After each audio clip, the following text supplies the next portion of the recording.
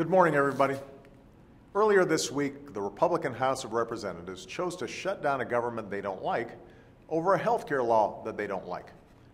Now, I've talked a lot about the real-world consequences of this shutdown in recent days. The services disrupted, the benefits delayed, the public servants kicked off the job without pay. But today, I want to let the Americans dealing with those real-world consequences have their say. And these are just a few of the many heartbreaking letters I've gotten from them in the past couple of weeks, including more than 30,000 over the past few days. Kelly Mumper lives in rural Alabama. She works in early education, and she has 3 kids of her own in the Marines. Here's what she wrote to me on Wednesday.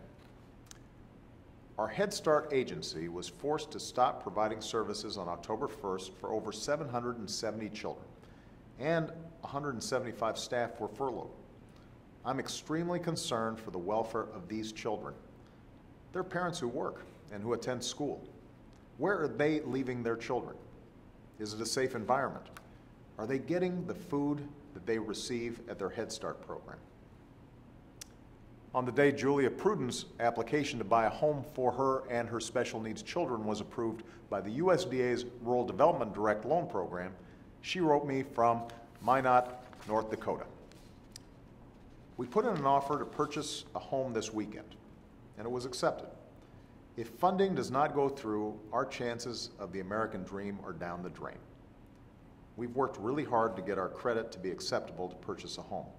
If it weren't for the direct lending program provided by the USDA, we would not qualify to buy the home we found. These are just 2 of the many letters I've received from people who work hard, try to make ends meet, try to do right by their families. They're military or military spouses who've seen commissaries closed on their bases. They're veterans worried the services they've earned won't be there. They're business owners who've seen their contracts with the government put on hold, worried they'll have to let people go. I want them to know I read the stories you share with me. These are our fellow Americans. These are the people who sent us here to serve. And I know that Republicans in the House of Representatives are hearing the same kinds of stories too. As I made clear to them this week, there's only one way out of this reckless and damaging shutdown. Pass a budget that funds our government, with no partisan strings attached. The Senate's already done this, and there are enough Republicans and Democratic votes in the House of Representatives willing to do the same and end this shutdown immediately. Unfortunately, the far right of the Republican Party won't let Speaker Boehner give that bill a yes or no vote. Take that vote. Stop this farce. End this shutdown now. The American people don't get to demand ransom in exchange for doing their job. Neither does Congress. They don't get to hold our democracy or our economy hostage over a settled law. They don't get to kick a child out of Head Start if they don't agree to take her parents' health insurance away.